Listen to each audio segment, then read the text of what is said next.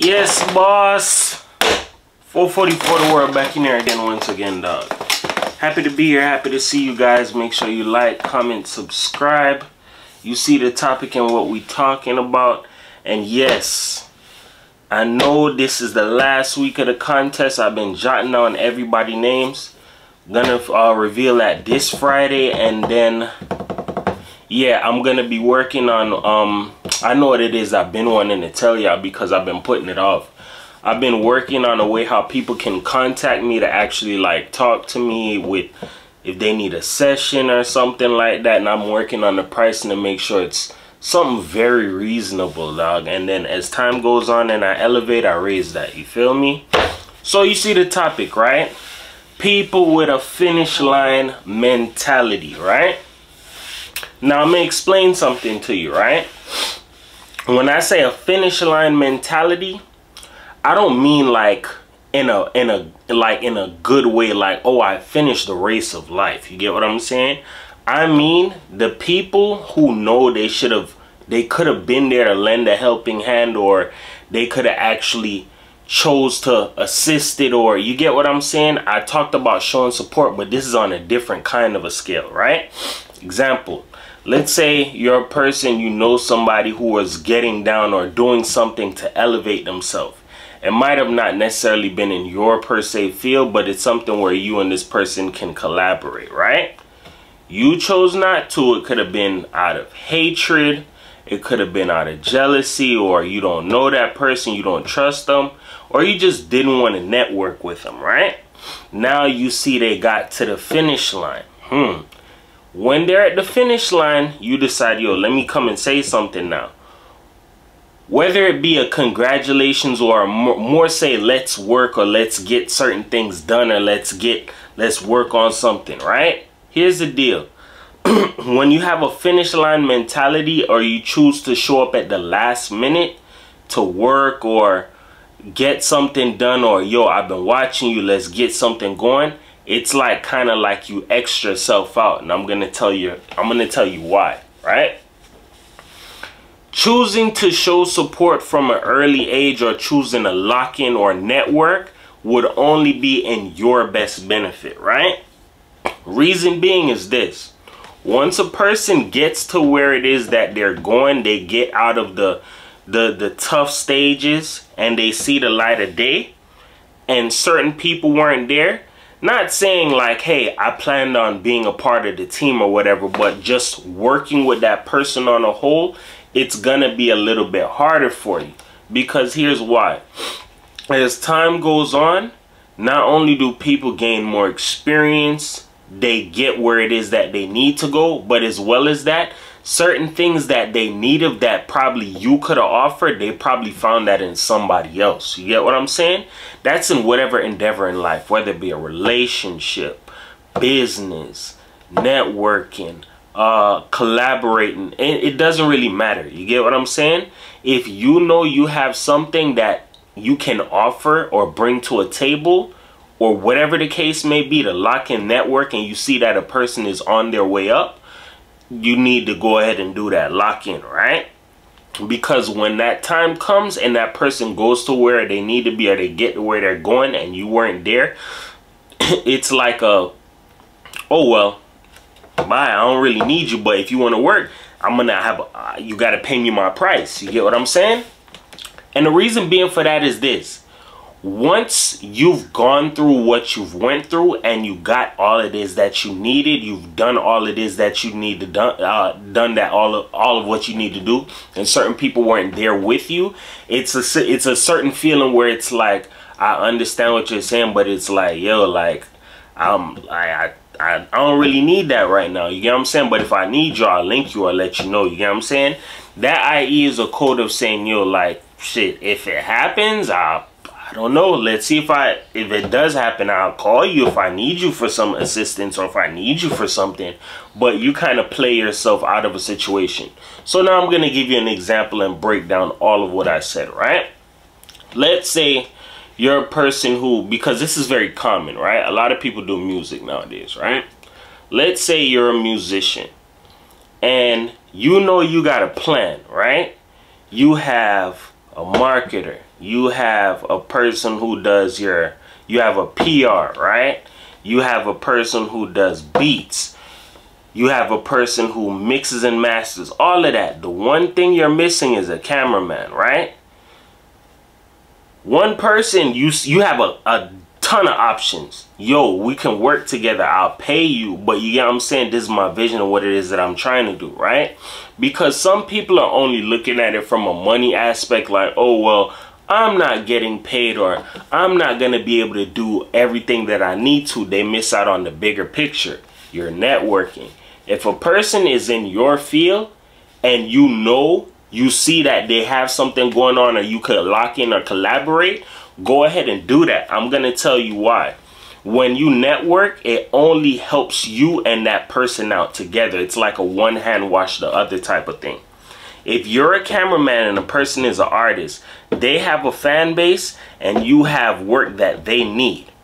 You shine and do what it is you need to do on a video. Guess what? Their fans are going to be like, yo, who in the hell shot your video, bro? Oh, that's such and such. Oh, yeah? Yo, my brother's an artist. Yo, I need to get in contact with him.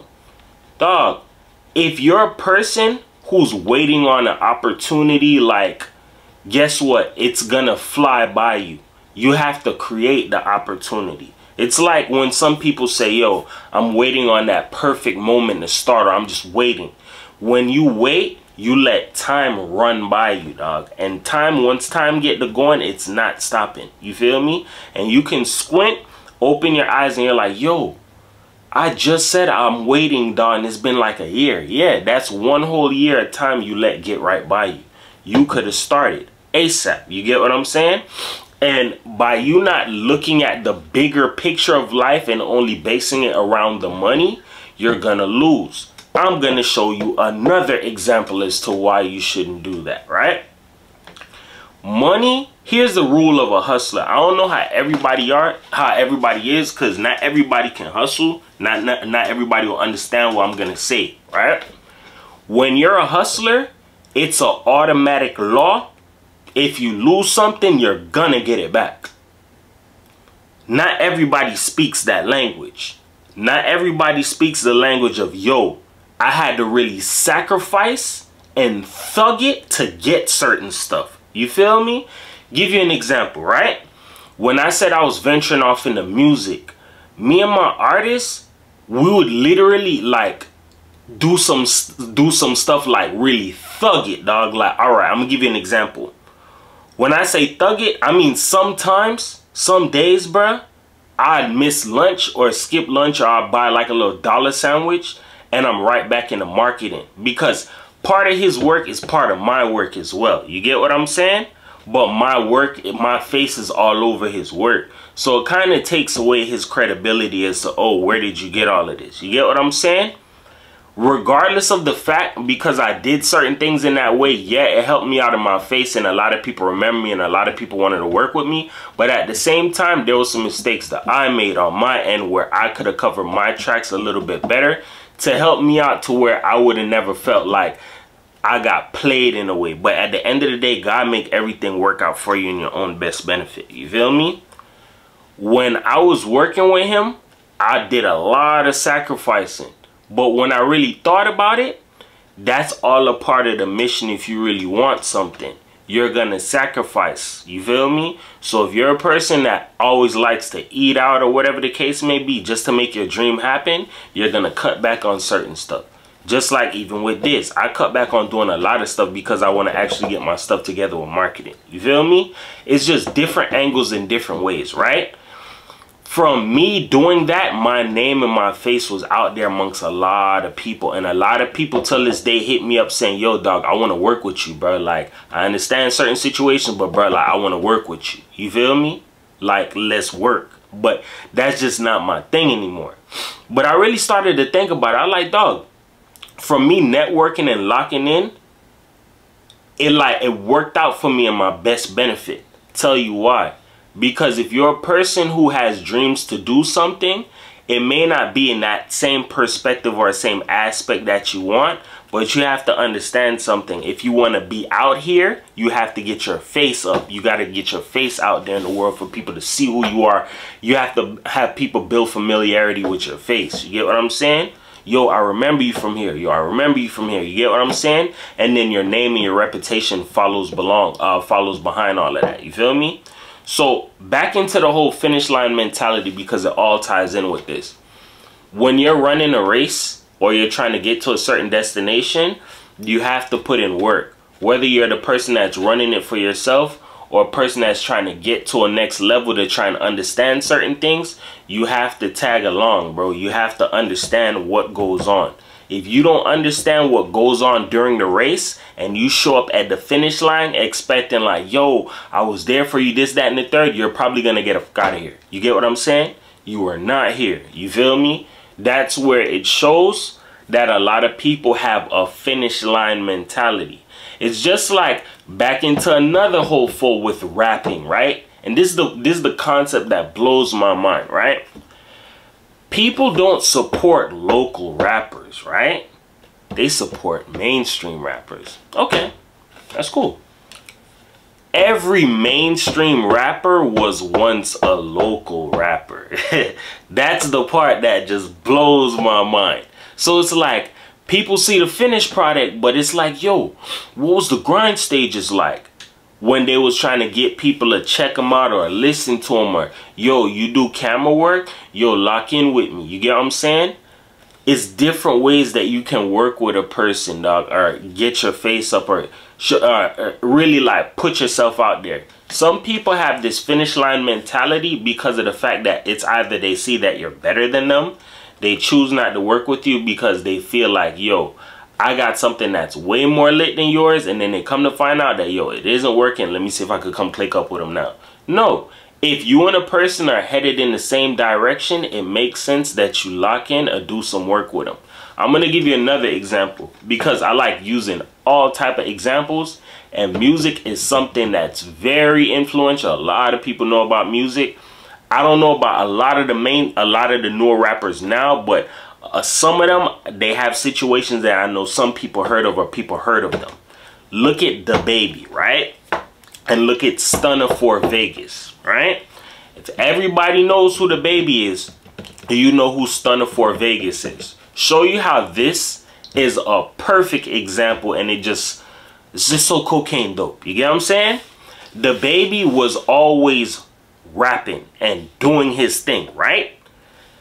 Building his name, building his buzz, all of that, right? Stunna 4 Vegas was another rapper from out of his state, right? I think they were probably like 20-30 minutes apart. But guess what? DaBaby working on his end, Stunna 4 Vegas working on his end. You know what Stunna 4 Vegas did? He said, yo, I see DaBaby is a stronger link than me. I'ma lock in with him. So you know what he was doing? He was paying them for features, paying them just to, let's work. You get what I'm saying? I see where you're going. I believe in you. You feel me? He chose to put hate, jealousy, envy, yo, you're another artist, your competition. He threw all of that out the window to lock in with him because I see where you're going. He had vision. That's another thing. When you got vision, you can see far ahead than just tomorrow or just the next 10 seconds. He was like, yo, this dude is serious. I'm going to lock in with him. You know what happened? DaBaby got signed and he got on. When he got on, he was like, yo, I'm going to put somebody on from my city. You know who was the first person he signed? Stunna 4 Vegas. Why? Yo, I'm not gonna lie, and he said this in an interview, in a document, I think it was Vlad or whatever. He said, I signed Stunna 4 Vegas because out of my city, he could have chose to hate me and all of that, bro, really work with me, and he locked in with me. You feel me? All of that competition, you another rapper like me, he threw all of that out the window and he worked with me. And he was like, because of that and his genuineness and who he was, I signed him, right? From that, changed his life. He's out there rapping, making his money, traveling the world. So you think about it, Stunna 4 Vegas didn't have a finish line mentality, right? He said, yo, I see where you're going. Let me not be at the finish line like everybody else that's a bandwagonist.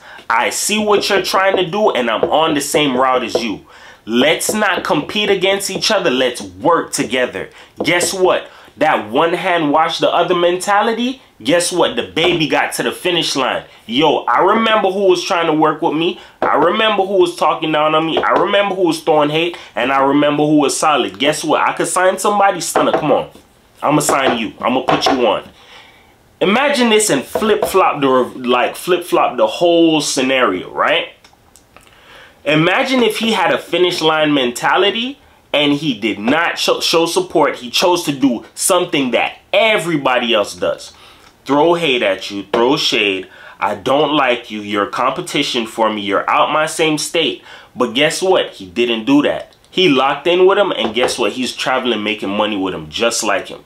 So what I'm saying is to say this, dog. Not even just in a rapping aspect, but in the world on a whole, we know that this is an evil world. We know a lot of people would love to just see you. You're about to get to the finish line. Just flatten his tires real quick. Let's see if he'll get there now. There's a lot of people who have that mentality. They don't want to see you be better than them. Don't want to see you pass them out. Don't want to see none of that for you.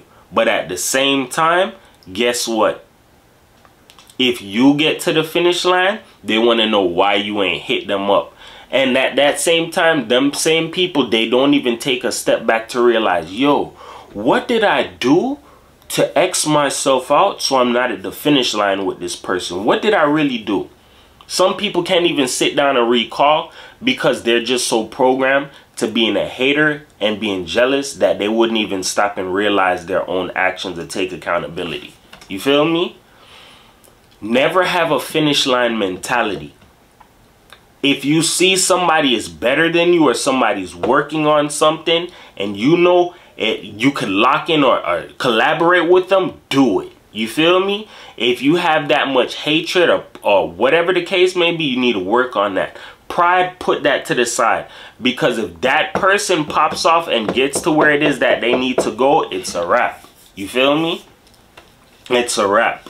You will never, ever, ever, ever, ever, ever, ever, ever, ever, ever, ever, ever, ever forgive yourself. If that person you chose to hate on or overlook got to the finish line, that's something that you're going to have to live with. That's a form of guilt and regret. Once those two lock in with each other and they're like, yo, we're gonna be your best friends now because of the choices that you made, it's gonna come back and bite you in the ass harder than how Craig Daddy got bit on Friday, dog. You get what I'm saying? From that dog that was chasing him. Listen, bruh.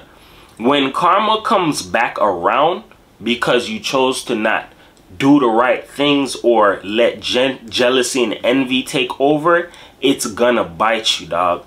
Because in life, nobody is perfect. Everybody's situation different.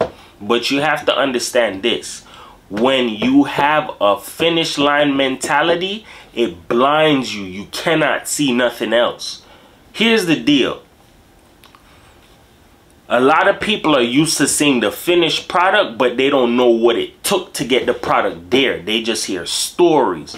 Oh, it was countless hours of me working.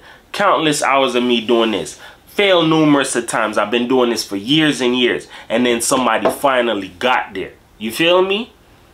Example. Look at Steve Jobs, right? I'm pretty sure Steve Jobs, before he passed away, had a lot of people who told him, yo, my nigga, you're crazy. Oh, no. You're not going to make it. I'm not locking in with you. Yeah, you're competition. F out of here, right? From him sticking to his dream and what it is that he wanted, he got to the finish line. And his invention is damn near one of the most bought phones in this world, dog. That shows you that as one person or a person who's you're continuous with what it is that you want, you're gonna get to the finish line, dog. You're gonna get to wherever it is that you're gonna go. Example, look at me, right? On YouTube, bro, you know how many times I felt like, bro, I like YouTube playing with me, bro. Like I probably might just stop YouTube, but it's like I got a real passion for this. You get what I'm saying? If anybody knows or seen my videos from where I started, to where my views went. Now it's like all of my views dwindled in a way. But I'm not gonna let that stop me. I'm gonna keep going. You feel me? Despite whatever adversity you face or obstacle you come against on your path or your journey to success or wherever it is that you want to go, you're gonna have some things that's gonna come against you that's just gonna be like, hey, we want you to stop. We want you to stop. You gotta keep going and be the juggernaut, dog. That's how you're gonna get to the finish line. One of the best revenges in life is success, bruh. That's why I chose that amongst everything else, bruh. Not only just understanding and knowing, like, I had numerous and multiple of people who crossed me, and I never, ever, ever, right hand to the sky, ever had any ill will or negative intentions for anybody. I'm here and I'm still winning, dog. And that's how God works in mysterious ways, bruh. From all of what it is that I endured, bruh, I just said, fuck it, success, dog. You get what I'm saying? And I see it, dog, like it's there, bruh. It's right around the corner, bruh. You feel me? Sky is the limit, dog. Never have a finish line mentality, and never deprive yourself of what it is that you know you should be doing. Put fear out, throw fear out the window, dog. Fear basically means false evidence appearing real, dog. So if you feel like you're gonna fail, you already failed. And if you're scared to fail, then you're just gonna be stuck where you are. I ain't gonna cap. It's gonna sound kind of crazy, but when you fail, it kind of gets fun in a way, because you know something, you learn something from it. Every time I fail, I learn something new, dog. I learned something new, as opposed to if I would have stayed stagnant and stuck the first time and never fucking moved at all. You feel me? You're gonna always catch W's when you fail. It may look like you caught an L, but you really caught a W, bro.